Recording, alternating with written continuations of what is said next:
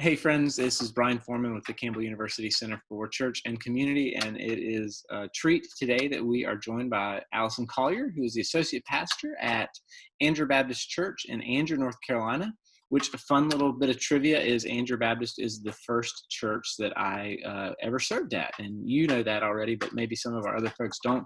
But I have always felt this kinship with Allison because of Andrew Baptist, even though we have only had a few conversations.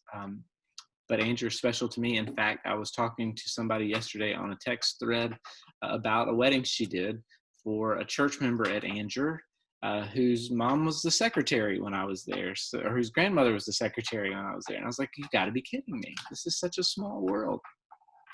So Allison has also just shared with me that she is about to become a three-humped camel. Those are so unique in the wild, Allison. They are. I've actually had to commandeer and request a few custom pieces of art to be made. So I have those coming, and there'll be 3 hump camels hanging in my office. Please tell me that you'll share those with us. Of course. Fabulous. Hey, Allison, other than the art that's coming your way, what's good? There's a lot of good right now.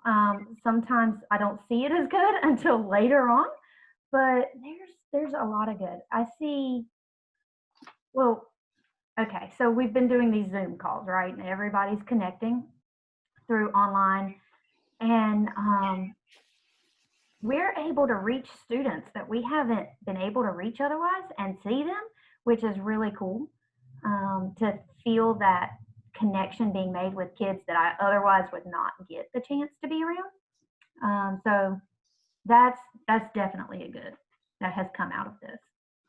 That's awesome. Yeah, there are plenty of challenges, kind of like the challenge that I'm having with the sun shining in on the left side of my face. So lots of challenges out there, but there's also so much opportunity and so much good in the midst of it. Now, you talk about challenges. While everybody else was trying to just learn Zoom to move and Facebook Live and all of those things, how to stream the worship services, you guys were going through some unique technological challenges of your own. Oh, we were. So I love Andrew. I've been there 15 years, which is a long time for one ministry position. But it was time to do some updating and upgrading. So we actually were already on the cusp of rolling out a brand new electronic sign. We had a new website update that was going live, and so I control the website content for the church as well. Then we were unrolling a brand new app at the same time, so trying to get people to download an app, learn how to manage and maneuver on the app. Both of those came with e-giving, and so we've got the online giving, which was great, right? Like, I mean, that's a benefit when people can't be in church to tithe, that they have this option. Teaching Zoom, teaching the staff how to Zoom, and then rolling that out for all of our ministries. And then we also got a new soundboard in the midst of this. So if you've ever done the sound at your church, upgrading the soundboard and some of the camera software that we were using, and then putting that out. We've already been doing a YouTube channel, but then kind of beefing that up and also doing Facebook Live for those that don't get on YouTube. Okay, so I'm curious if for those folks who are watching this right now, if just hearing that gives you hives, you're all by yourself, feel free to raise your hand, thinking about, oh dear, how do they manage all that? But, as a result, like you said, talk about the challenges and opportunities. How have you guys begun helping your church members learn all of these new pieces? So part of that was individual calls, right? We realized that not all of our senior members are going to be able to do that during this time period. So it was key for us to also make DVDs of the services, and then we deliver those DVDs every week.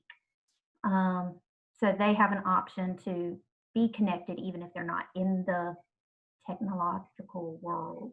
And so that was key for us. We've done tutorial videos trying to explain, here's how you download an app, here's how you click, here's how you set your notifications. And so that was super helpful as well for a lot of people. And so were you just educating church members, or were you having to do some education of your fellow staff members? We won't tell them that you're throwing them out there. We learn together.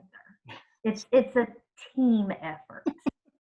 So somebody would pick up on something and send out a text and be like, hey, did you know you could do this? And we'd be like, oh, that's cool. Can you do this? And so it makes it better when you really can learn together. Yeah, so I'm curious, talking about your staff. How have you all maintained some connectivity, and that your staff camaraderie is important in a multi-church staff? How have you guys maintained some of that? So we are very blessed that we were able to still record and do our services in the sanctuary. So we are not trying to piece these together from home. Mm-hmm. That's been crucial for us. So we can still do that. We do a staff Zoom call every week in place of our regular staff meeting. And we've tried to have a little bit of fun along the way. We are attempting at the moment, you've seen the Brady Bunch, right? Mm-hmm. With all the boxes. Well, that's what Zoom reminds us of. So we're trying to like reword the tune of Brady Bunch, and then we're going to do a commercial with us popping into our boxes. And so relieving the stress and just having fun together like that. Yeah, that's awesome. I think you've mentioned two things that every best practice I have read has talked about: intentionality. And so the intentionality of recognizing that you have church members who need a phone call, that they're not going to log on and see a tutorial, or they're not going to be able to do this or that, but a phone call. And who knew that those things still actually worked?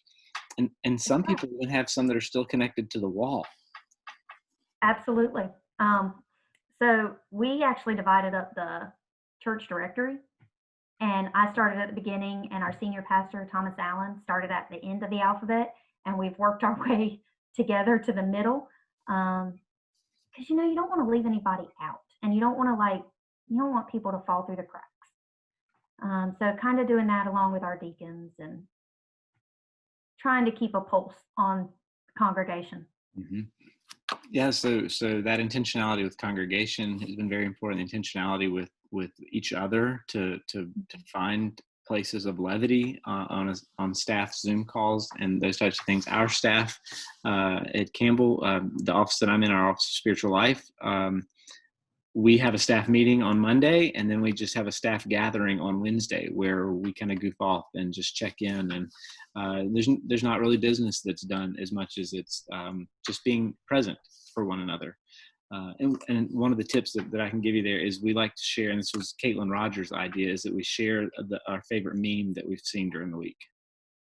Oh, that's good. I like that. Yeah, so feel free to use that one and give Caitlin credit for it. Okay, we'll have to do that. So I want to shift gears a little bit here, because you mentioned that in just a few days you will be officially honored and designated as a 3-hump camel. That's right.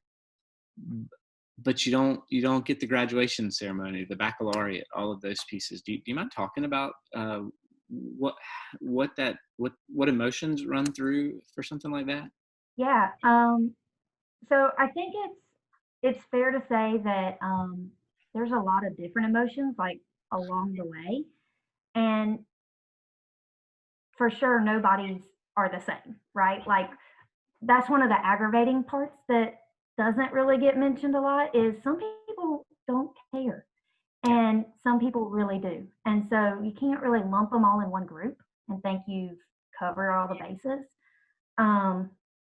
For me, it's kind of a whirlwind type thing, right? Because I'm working full time. It's my 3rd degree from Campbell. So I've done the big Campbell ceremonies and I've had those experiences, but there's something unique about going through with your cohort, and just that we have 6 in our class for the doctorate, and there is something really unique about the bonds that are created, right? So when they did a Zoom call with all of the professors and they said, hey, we're so glad you're all graduating, congratulations. Our group immediately said, thank you so much, we were excited, we hung up, and then we started texting each other and saying, how about we do one with just us? And that was better. So every Friday since then, our group has still gotten together to do those things. We're going to take a group picture this week in our caps. So, we worked hard for those fuzzy hats, and Right. there will be a picture of our group in our fuzzy hats. And we still want to walk. I do think Campbell's done a good job saying that they will make that up. And they're still going to have that pomp and circumstance.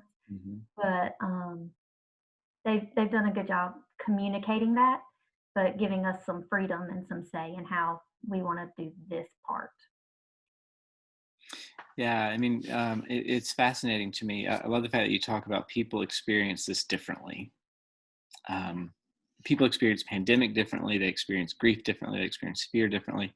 But even the sense of loss that comes with a ceremony, right? So that's really cool that you all are finding a way to take care of each other in the midst of that. Absolutely. Absolutely. I had one of my high school seniors that told me the other day, it was affecting her parents more than it was affecting her, right? Like, they're the ones that have shelled out all the money and driven to all the games and gone to all the events, and they worked for graduation. And this student was like, I'm just ready to go to college. Like, okay, it is what it is. Like, let's move on. And so everybody's a little different. Yeah. So have you noticed a certain resilience among different age groups? I know Yes, I need to paint with a broad brush there, so I'm aware of that. yes. It's not the ones I would have expected. Like, our senior adults are fine. Like, they're like, okay, I put on my mask and my gloves and I can go do what I need to do. And um, my high schoolers, they're, for the most part, they're okay. The younger they get, for me, with our group, the more confusion kind of sets in. Um, and I don't know why, to be honest. I don't know what it is about that. The eighth graders, I guess there's a big rite of passage kind of going to high school and all those fun eighth grade things. As far as student ministry goes, that's something I didn't expect. Mm, But I think some of them have taken it harder than our seniors. wow. So just, again, different for every ministry, I'm sure. Yeah, milestones matter so much, whether it be high school graduation, finishing eighth grade, fifth grade graduation. How parents process some of this, like I think about um, another one of our Campbell alums, Abby Davis Mullins in Greenville, North Carolina, mentioned that she's been surprised by the grief that parents preschoolers have shown because their children are never going to be in preschool again. They're going to kindergarten next year, and Right. she said that snuck up on those parents of oh, this phase is coming to an end. That's right. That's right. And it's something that they won't get back. Right. So that's tough. That's part of it. Yeah, and I think the hard part is so many people will say yes, but there's so many trade-offs that you're getting that you're never going to get back either. That should be unexpected blessings. But I think we can hold both of those in tension. Mm-hmm. It's wonderful to celebrate this extra time that we have. I mean, my older two children are home, and this is a time I never anticipated having with them, and that's fantastic. But they're also losing something that they're never going to get back, and that's awful. Right? So, Yeah. Yeah. And part of that tension is that, like, as a minister, what is this extra time people keep saying that we have? Because I have not seen it. I'll just be honest. Like, we work our tails off all the time. And if anything, this has been more work than a typical week for me. Like, every single day, it's something. So, if you don't mind me asking to put you on the spot, if any church members watch, right? But how has this? What's gotten harder or more pressing about ministry during this time? Well, when you can gather as a group, you can communicate to a large number of people at the same time. Mm-hmm. Um, and it's usually clear when you hear someone versus reading an email or reading a text. And so the time that goes with being intentional and trying to make sure that happens is enormous. And then you think about trying to create things that you would be teaching, but now we've got to translate that to an online material. So there's time that's taken up there. And then after that material is created, to put it in a format where it can be pushed out on social media and YouTube and different platforms. And then let's make a DVD for other folks, and then we've got to deliver those, and we've got to figure out how that gets done. And don't forget, you've got children and youth that need to have that personal touch. And so, I mean, there's a lot of things happening all at once. And then there's the whole idea of preaching to an empty sanctuary. Right? Absolutely. I think that's the dirty little secret that a lot of our clergy don't want to tell anybody. You and I have already talked about this, but that's hard. It's very hard to preach to an empty sanctuary. I mean, Thomas said a few weeks ago he was drained after one of his sermons. And the more all of our staff thought about it, it was true, because we feed off of the people being there. And there's an energy in the room. And when it is you and 2 or 3 other people staring back at you, I almost would rather, if I'm being honest, like nobody be there, right? And you can preach to a completely empty sanctuary. But when you're staring at 2 or 3 people, it's hard. And it takes a lot of energy and a lot of time. And even simple stuff, right? Like, do you still do an offertory? You're not passing the plate. Do you still do communion? And how do you invite people to take communion at home? And so trying to create those experiences. And then we do the last Sunday of the month, a what you want to sing. And so they usually call out a number from the hymnal of what they want to sing that day. And we do 7 or 8 or 10 in a row. Well, how do you do that? How do you keep some normalcy? And so the first day we did that, it was like, okay, y'all, text Allison your number real quick of what song you want to sing. And so they're texting me numbers and I'm looking it up, and then we're calling it out. So there's some live interaction there as well. But that's a lot of energy and time and focus, and you realize why you're there and why you're doing what you're doing. And that it's true, where 2 or 3 are gathered, Christ is in our midst. Yeah. So what are you doing to take care of you as a minister? Because you work all 7 days now, and it's easy to work 10 and 12 and 14-hour days, because we have day and we have night. And I've said this probably on every one of these calls that I've done, but we don't have those markers during the week that today's Sunday, today's Wednesday, that we normally have. Right. So I need to be more intentional about still taking a day off. I have not done that. That would be a good practice. But part of it has been having small children. They force you to take some time, right? Like, my kids discovered that I collect Monopoly and that we've never played Monopoly. And so I have 28 versions of Monopoly in there. And so every couple of days they pull down another one. Well, that'll take anywhere from an hour to 2 hours to play Monopoly. And so that's been good and rejuvenating. And we take a family walk at sunset every day, or most days. And so then we're able to do that together. And then being connected to like a peer group, a peer learning group. I have a peer learning group through CBF and then the Baptist Women in Ministry. And so being able to just share and, pass around those worries is always a positive. Yeah, that's awesome. So I want to be conscious of our time, but I'm curious if you had a word of encouragement for folks who are listening today, and who knows what day they may find this, right? But what would be that word of encouragement that you would share? Ooh, I would probably say that it's okay to try something new. And if it fails, and that's okay. Because there's a lesson to be learned in that as well. But at least you tried. At least you stepped out of the box and did something totally different that you've never tried before. And for the youth ministry friends, and I guess this is a pet peeve of mine, I find that a lot of people are going to like, let's just play games online together. And that's great because we do need that connection. But I feel called to still teach God's word, share something with them. This is 6 weeks of not meeting together. It's okay to communicate his love online. Like, it doesn't always have to be fun and games, right?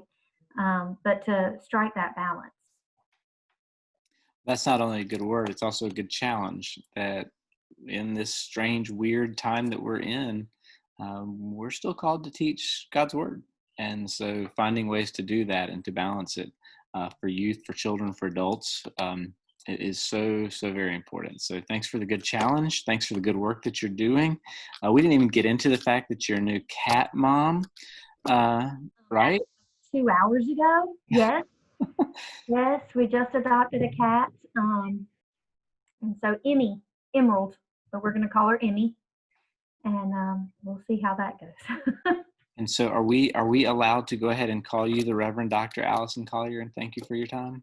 Yes, they've said that's okay. We had to ask to be sure, but they said that was fine. Well, we are honored to do that. So thank you for your time today, Reverend Doctor. Well, thank you very much. I appreciate that. All right. Take care. Thanks. Bye-bye. Bye-bye.